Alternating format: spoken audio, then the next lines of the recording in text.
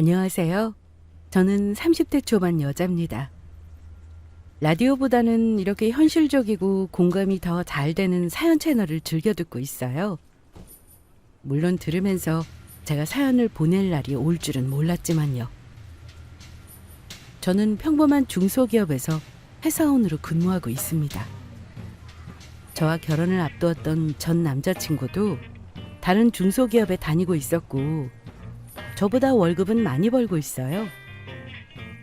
제가 전 남자친구와 결국은 파혼을 했거든요. 그건 모두 전 남자친구의 예비 시어머니 때문이었습니다. 이 이야기를 지금부터 여러분들에게 공유해 드리려고 합니다. 끝까지 잘 들어봐 주시고 응원도 많이 부탁드릴게요. 저와 결혼하려고 했던 전 남자친구는 저보다 3살 연상이었습니다. 저희 회사 거래처 직원이라서 그런지 저랑 전 남자친구랑은 업무상으로 자주 보는 사이였어요. 그러다가 전 남자친구가 저에게 사실은 오래전부터 좋아하고 있었다고 고백을 해왔고 그렇게 1년 동안 연애하고 슬슬 결혼 이야기를 하게 되었습니다.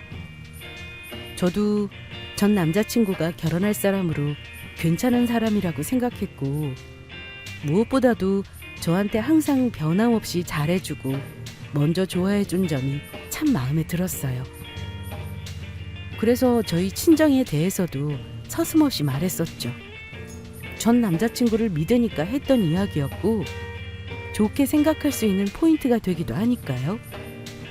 대신 정육점의 규모가 얼마나 큰지는 말하지 않았어요. 그래서 예비 시댁에서도 저희 친정 부모님이 동네 정육점을 하신다고 뭐 그렇게만 생각하셨던 것 같아요.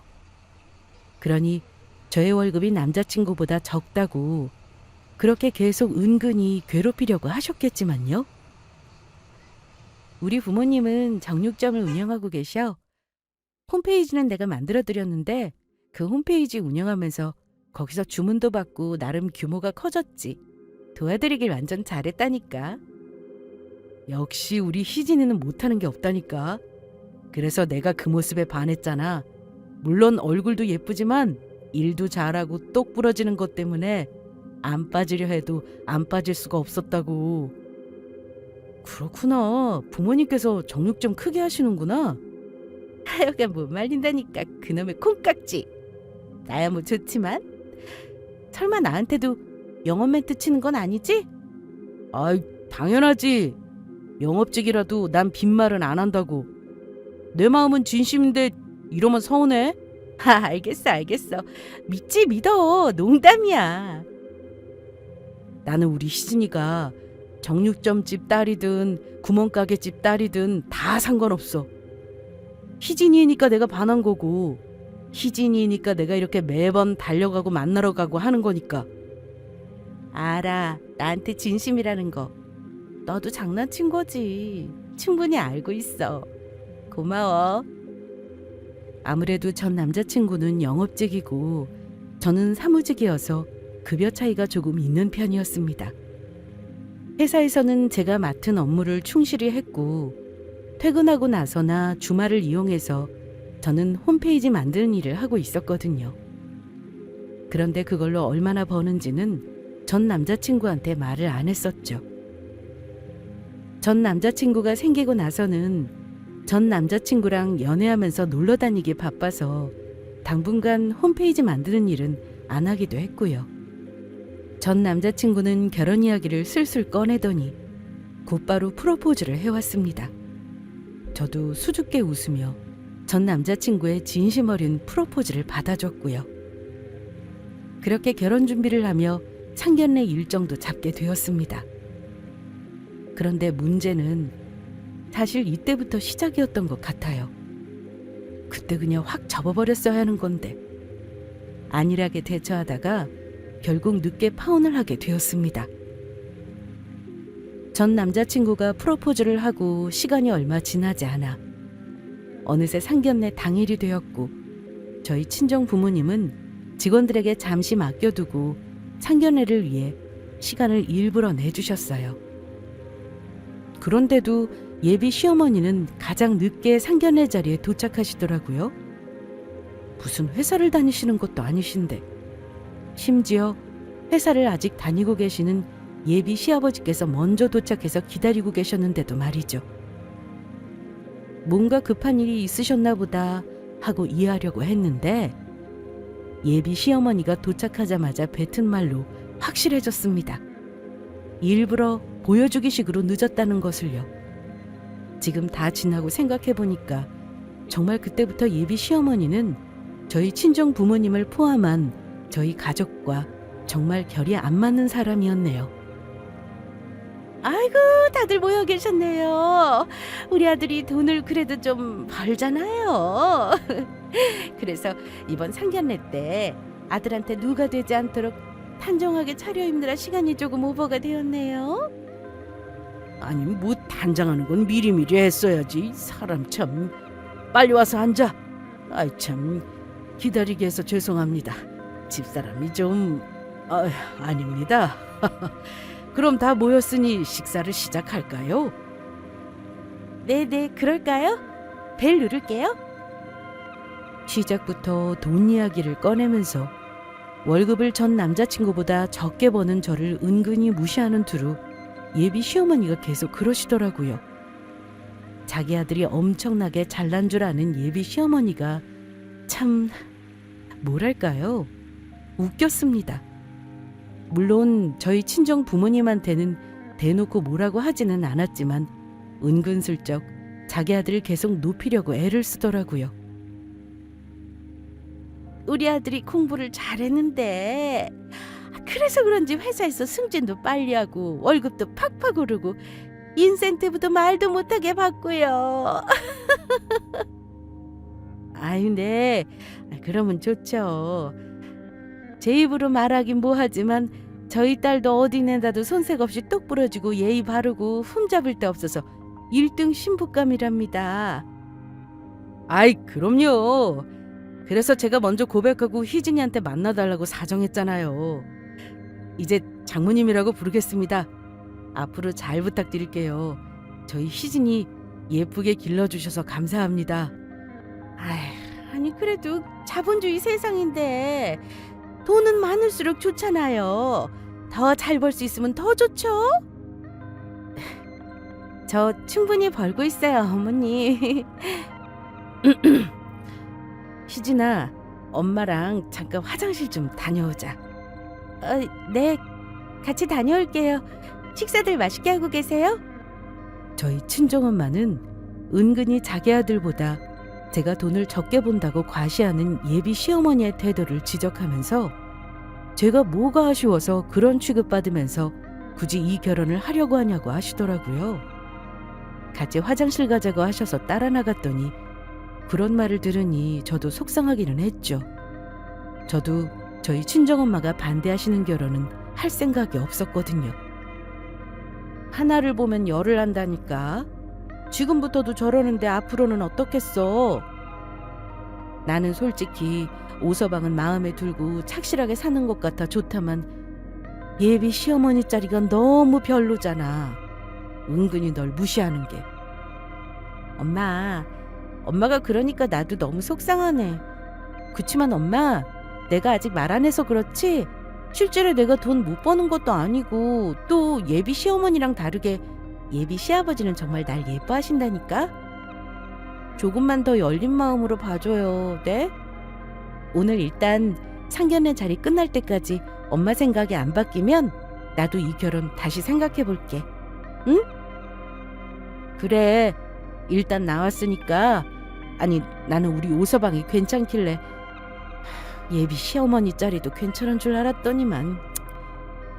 사실은 저도 전 남자친구가 그렇게 특출나게 잘난 것도 아니고 굳이 굽히고 들어갈 필요는 없었지만 예비 시아버지께서 저를 엄청 예뻐하셨거든요.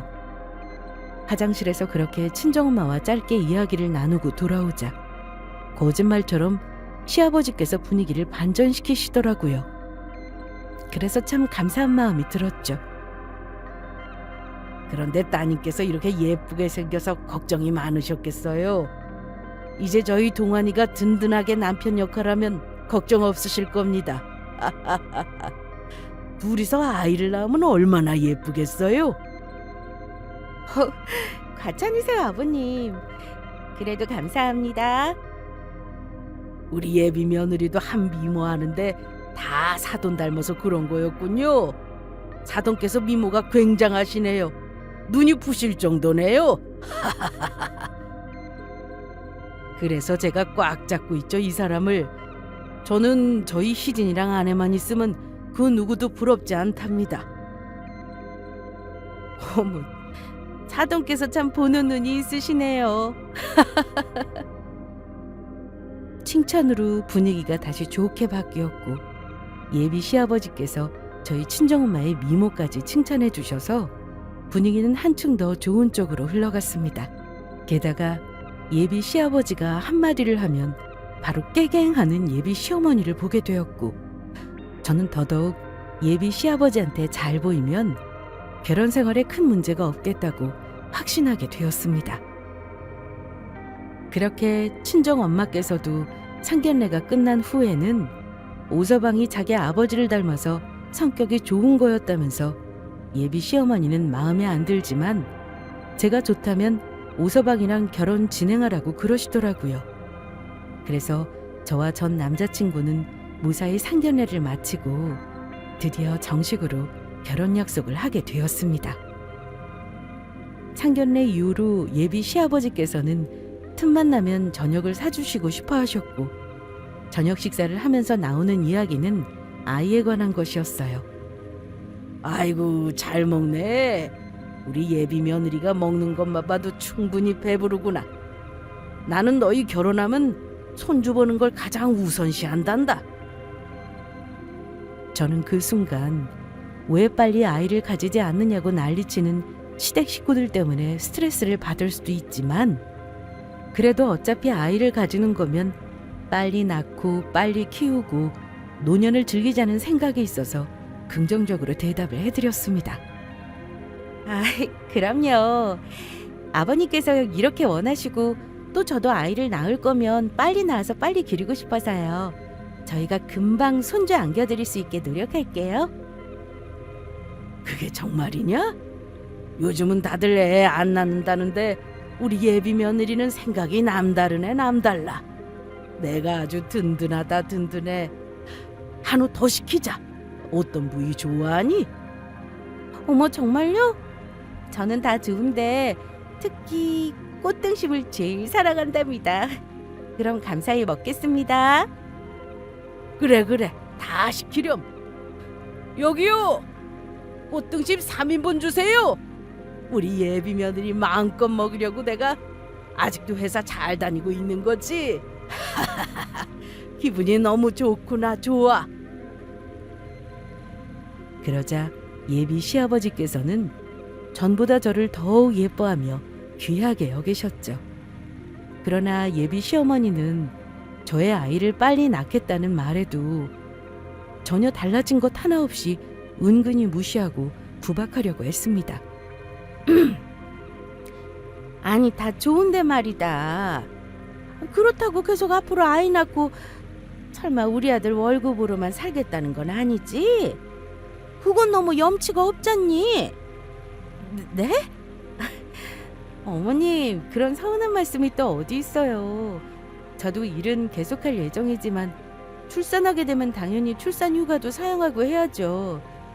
그건 걱정하지 마세요. 제가 최대한 맞춰서 대답을 해드렸지만 예비 시어머니는 예비 시아버지와는 너무나도 다르게 계속 언짢은 표정을 짓고 있으시더라고요. 저는 그래도 예비 시아버지께서 사주신 한우 꽃등심을 열심히 맛있게 먹었습니다. 그런데 다음날 따로 예비 시어머니한테 전화가 와서는 갑자기 결혼을 아직 하지도 않았고 임신을 한 것도 아닌데 이상하게 트집을 잡으시면서 벌써부터 시집살이를 시키려고 하시는 겁니다. 너무 어이가 없더라고요. 어제 같이 저녁 먹을 때 보니까 결혼하고 애 가지면 우리 아들 월급으로 기생에 살면서 공짜로 있으려고 하는 것 같던데 앞으로 결혼하면 우리 민주방이랑 거실 청소까지 주말마다 와서 하고 가라. 그 정도는 해야지 밥값으로. 어머님, 그건 조금 아닌 것 같아요. 제가 결혼하고 아이를 가지면 몸이 무겁고 가뜩이나 조심해야 할 텐데 아가씨 방 청소 대신하시는 게 힘이 붙이시는 거면 차라리 사람을 따로 고용하시는 게 어떨까요?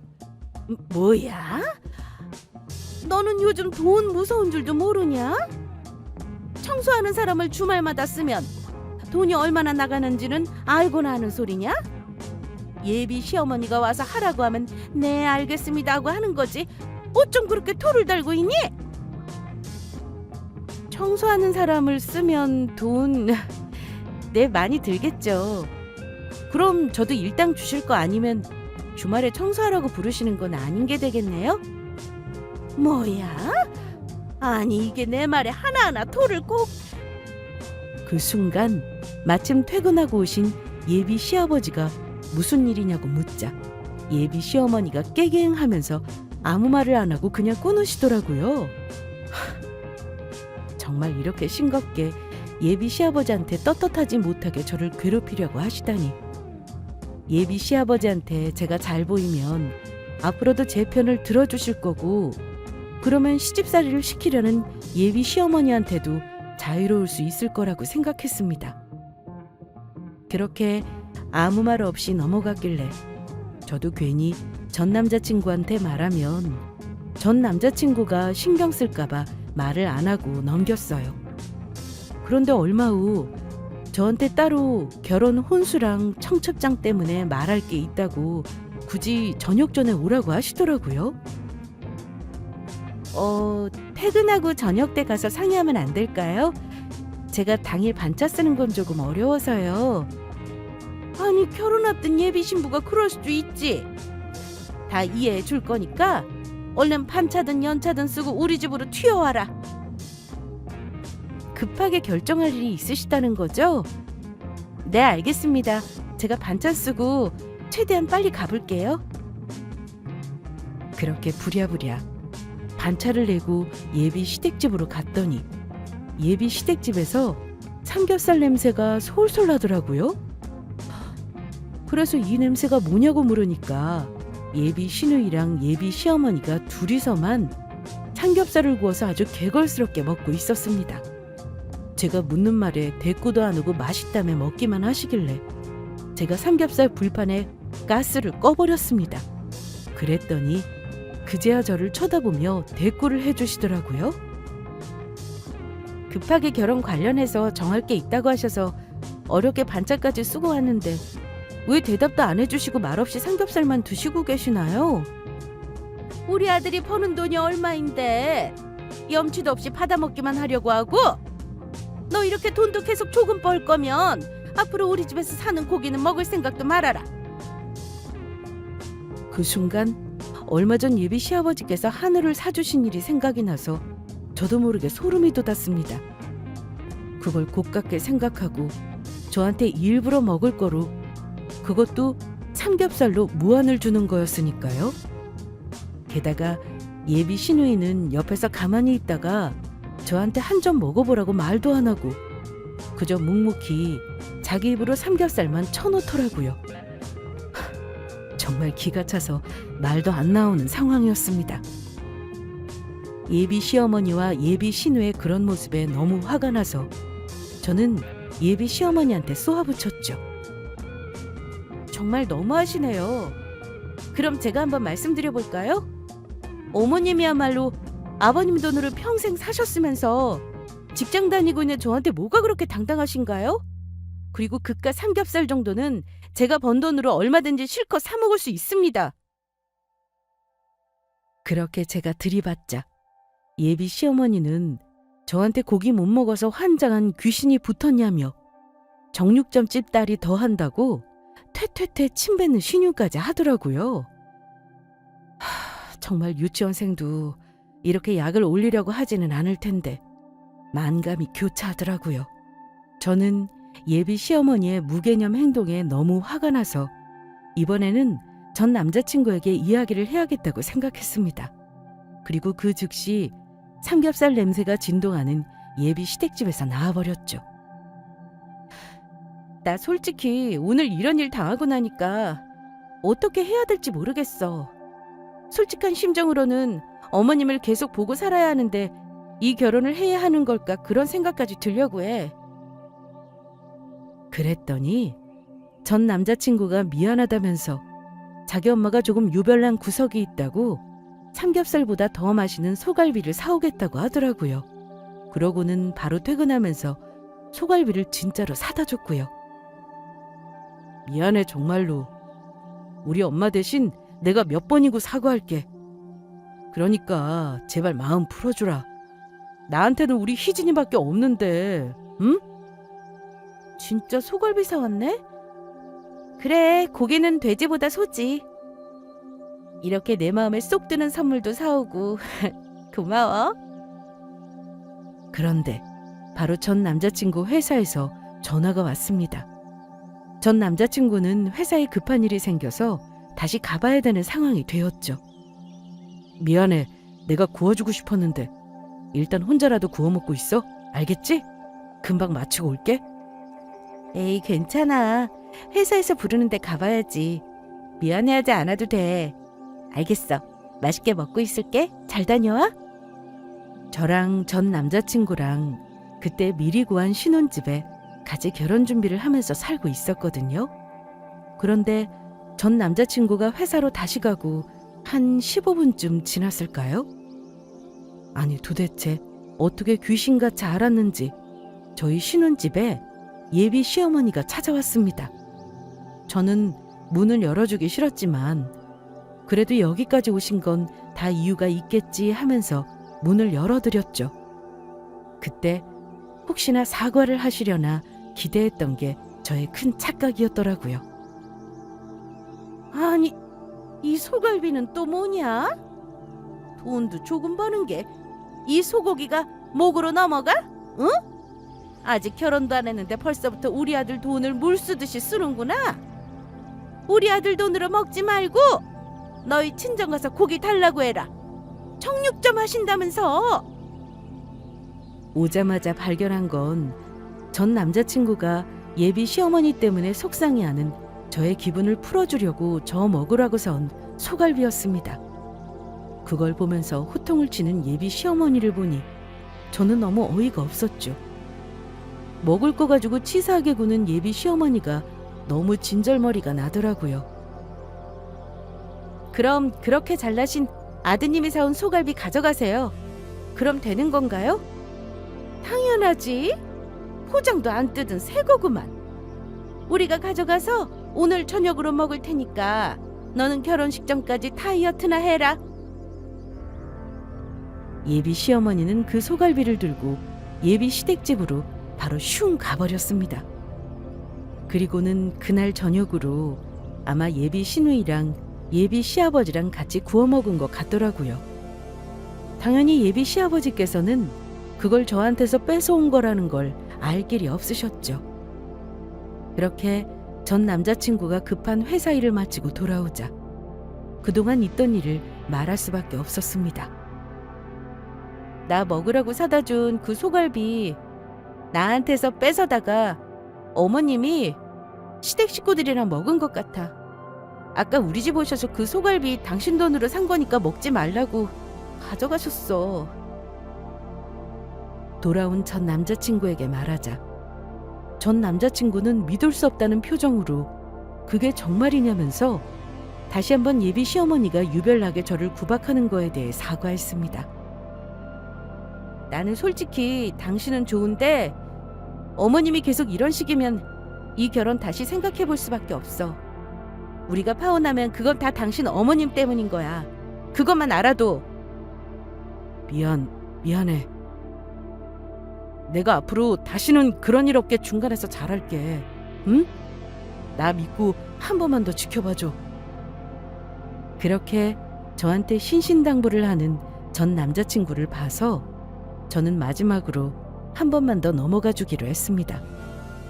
전 남자친구는 저에게 새로 소갈비를 사다 주겠다면서 더 먹고 싶은 건 없냐고 했지만 저는 고개를 가로저으며 예비 시어머니 때문에 입맛이 다 떨어져 나갔다고 하고 그날 저녁 아무것도 먹지 않았습니다. 정말 예비 시어머니 때문에 입맛이 뚝 떨어지긴 했거든요. 우리 희진이한테 내가 너무 미안하다. 내가 우리 엄마한테 다시는 그러지 말라고 제대로 말할게. 아니야, 나는 당신이랑 어머님 사이 갈라놓는 그런 나쁜 며느리 되기 싫어. 그런 이야기는 하지 마. 그냥 어머님께서 이러시다가 말겠지. 저는 저 때문에 전 남자친구랑 예비 시어머니가 멀어지는 건 원치 않았기에 그건 말렸습니다. 전 남자친구는 말리는 저를 보고서는 그렇게 착해서 어떻게 하냐면서 자기가 앞으로 더 잘하겠다고 하더라고요. 사실 저는 전 남자친구가 말해도 예비 시어머니가 그거로 인해 바뀌실 분은 아니라고 생각했습니다. 그래서 예비 시어머니가 만약 한 번만 더 그런 무개념 짓을 하면 평생 제 전 남자친구가 예비 시어머니를 원망하도록 그때 파혼을 할 생각으로 벼르고 있었어요. 그런데 이제 와서 생각해보니 그냥 상견례 때 저를 은근히 무시할 때부터 그냥 싹을 잘라버렸어야 되나 싶긴 합니다. 소갈비 사건이 있고 나서 얼마 후 결혼 전에 맞이하게 된 명절이라 정육점 하는 저희 친정에서 예비 시댁으로 한우를 보내시겠다고 하시더라고요. 그래서 아마 좋아하실 거라고 보내자고 했죠. 그런데 예비 시어머니가 저희 친정에서 보낸 한우 세트를 반품 신청하고 저한테 따로 연락을 했습니다. 한우 세트 보낸 거 반품 신청했다? 아니, 정육점 하는 사돈네에서 예비 시댁에 고작 30만 원짜리 한우를 보내는 게 가당키나 하니? 정말 우리를 무시하는 것도 아니고 고작 30만 원? 네? 반품 신청하셨다고요? 특별히 저희 친정 부모님께서 정성스럽게 포장해서 보내드린 건데 어떻게 사람 마음을 반품하실 수가 있으세요? 사람 마음? 그럼 우리한테 겨우 30만 원짜리 마음을 보낸 거냐? 아니, 거기 사이트 보니까 200만 원짜리도 있던데 겨우 30만 원짜리를 보낸 거는 대체 무슨 심보인 거냐? 정말이지, 사돈에 대한 예의도 없네, 없어. 보낼 거면 200만 원짜리 한우 세트를 보내라. 그렇게 자기 할 말만 하고 뚝 전화를 끊어버린 예비 시어머니가 너무 이해가 안 되고 어이가 없더라고요. 예비 시어머니의 그런 무개념 말과 반품하는 행동을 보니까 저는 전 남자친구가 괜찮아도 도저히 예비 시어머니 때문에 이 결혼은 안 되겠다고 결론을 내리게 되었습니다. 그렇게 저는 그 즉시 파혼을 결심했어요. 바로 전 남자친구에게 통보할까 하다가 저는 얼마 후 한우 세트를 다시 보냈습니다. 그리고 그걸 받은 예비 시어머니가 개거품을 물면서 찾아오게 만들었죠. 한우 세트에는 시어머니를 한 방 먹일 것들이 들어있었거든요. 예비 시어머니는 한우 세트가 다시 도착하자 아무것도 모르고 설레발을 치며 난리를 쳤습니다. 어머, 한우 세트가 왜 이렇게 가볍냐? 혹시 사돈네에서 고기보다 더 비싸고 조그마한 거를 넣은 거 아니냐? 세상에! 그렇지만 제가 예비 시댁으로 보낸 그 한우 세트 안에는 결혼식장 계약 취소 확인증, 스튜디오 드레스 메이크업 예약 취소 확인증, 혼수로 준비했던 가구 환불서 신청서 등이 들어있었습니다. 아니, 이것들은 다 뭐냐? 취소 확인서? 환불 신청서? 그걸 본 전 남자친구가 옆에서 놀라가지고 그 종이들을 두 눈으로 확인하고는 화가 나서 예비 시어머니한테 쏘아붙였습니다. 아, 엄마가 우리 살 신혼집까지 쫓아와서 우리 희진이가 먹으려던 소갈비 뺏어갔다며? 내가 그걸 듣고 너무 화가 나서 바로 엄마한테 따지려니까 착한 우리 희진이가 막더라. 나랑 엄마 사이 갈라놓기 싫다고. 이렇게 착한 애한테 도대체 엄마가 사람이야? 또 얼마나 희진이한테 나 몰래 가서 구박을 했으면 한우 세트 박스에다가 이런 걸 보내. 나 엄마 때문에 결혼 못하면 어떻게 책임질 건데? 전 남자친구는 그동안의 울분을 토하듯이 쏟아내며 따지기 시작했죠. 그리고 그걸 들은 예비 시아버지도 눈이 돌아가서는 예비 시어머니한테 당장 내 집에서 나가라고 했습니다. 그게 대체 다 무슨 소리냐? 그럼 그 소갈비가 어쩐지 어디서 가져왔는지 사온 건지 말도 안 하고 열심히 포장부터 뜯더라니? 그걸 우리 예비 며느리한테서 뺏어서 왔다는 거야? 그리고 이건 다 뭐야? 파혼한다는 거냐? 이 여편네가 진짜 도대체 무슨 짓을 벌이고 다니는 거야? 당장 내 집에서 나가! 어서! 다들 나한테 왜 그래요, 들? 아니, 사돈 내서 우리를 뭘로 보고 겨우 한우 세트 30만 원짜리를 보냈길래 내가 반품하고 200만 원짜리로 다시 보내려고 한 게 그게 무슨 그렇게 죽을 죄를 지은 잘못이냐고요? 그러자 예비 시어머니는 나름대로 억울한 마음이 들었는지 예비 시아버지한테 자기가 무슨 잘못을 했냐고 그러냐고 했고요. 그 말까지 들은 예비 시아버지는 눈이 돌아서 예비 시어머니한테 이혼하자고 나가라고까지 했다고 들었습니다. 아니, 어떻게 사람이 이렇게 못돼 먹었냐? 앞으로 당신이랑 더 같이 살면 제 명예 못 살겠다. 지금 당장 이혼하자. 이혼해! 그렇게 시어머니는 결국 그렇게 예비 시댁에서 쫓겨났습니다. 이 모든 걸 알게 된 예비 시아버지는 따로 저를 찾아오셔서 그동안 마음고생 많았다며 다독여 주셨어요. 예비 시어머니랑 별개로 예비 시아버지는 참 좋으신 분이었죠. 예비 시누이도 카톡으로 예비 올케 언니 고생했어요 라면서 아무리 우리 엄마지만 소갈비 그거 예비 올케 언니한테서 뺏어온 건 줄 알았으면 안 먹었을 거라고 미안하다고 보냈더라고요. 그렇게 예비 시아버지도 예비 시누이도 예비 시어머니를 손절친 상태였죠.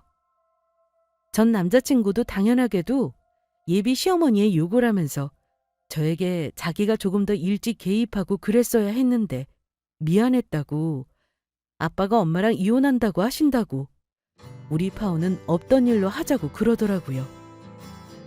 그런데 저는 그렇게 저 때문에 전 남자친구가 평생 예비 시어머니랑 척지고 사는 건 바라지 않았거든요.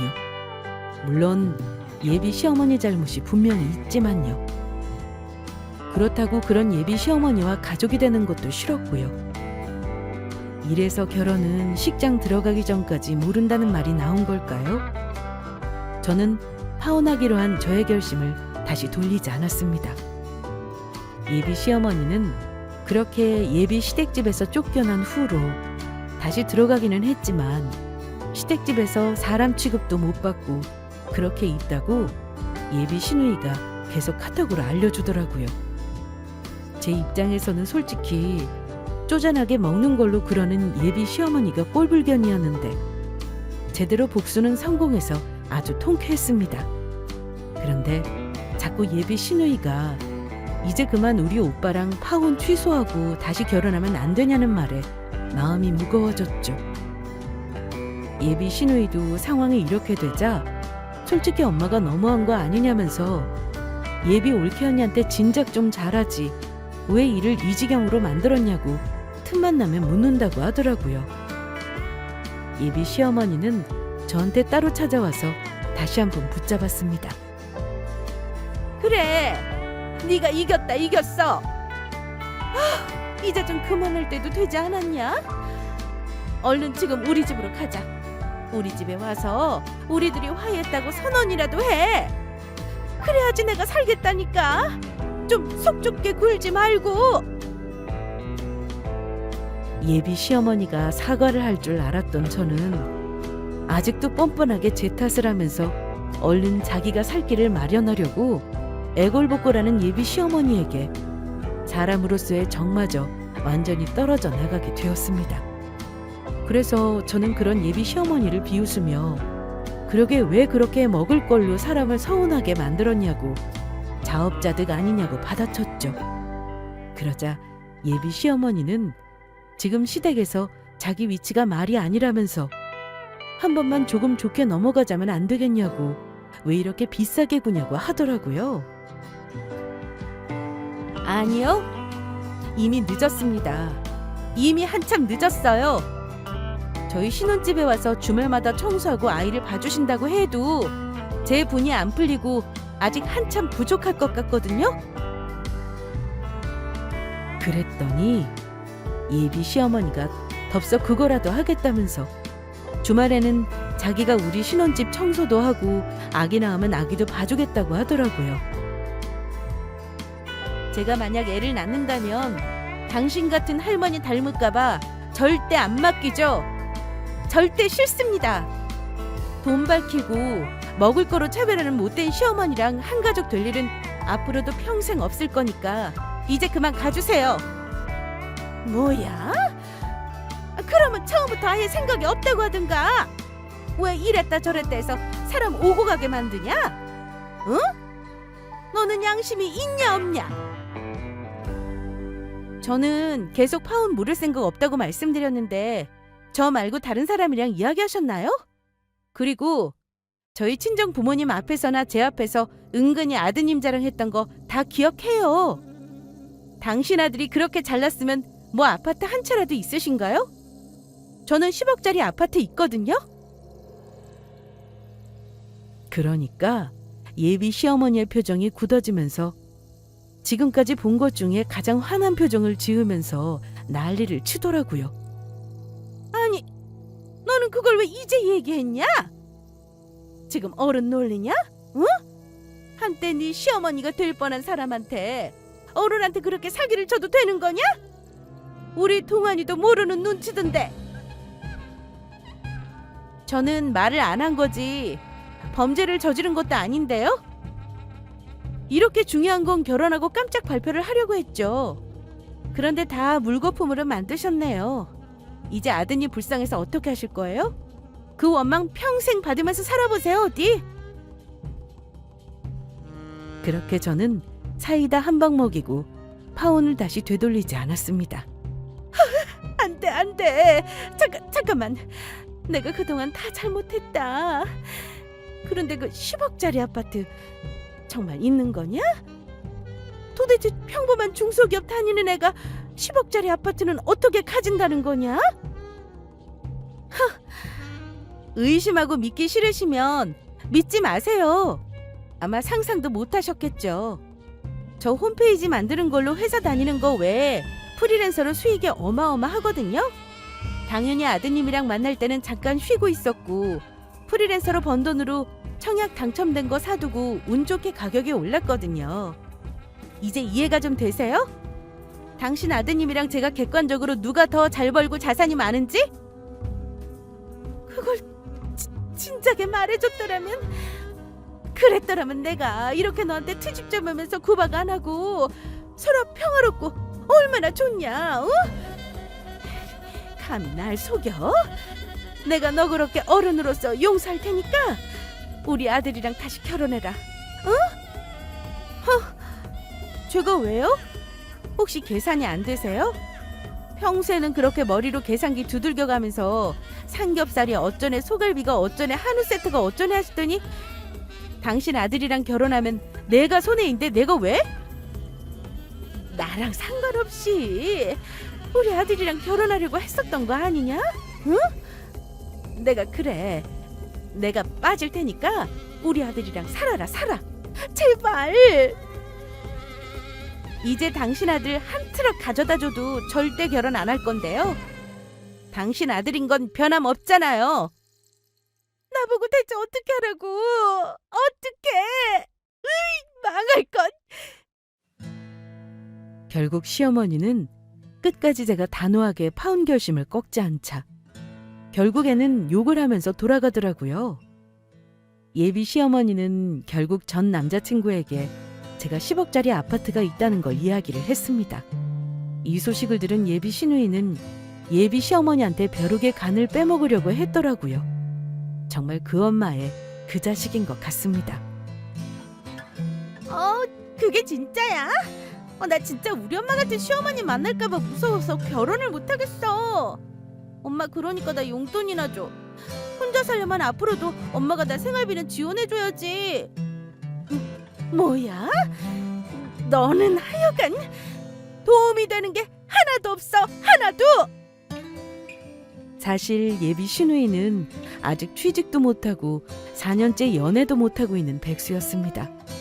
예비 시어머니는 그런 예비 신우이를 얼른 독립시키려고 했지만 계획대로 되지 않는 것 같더라고요.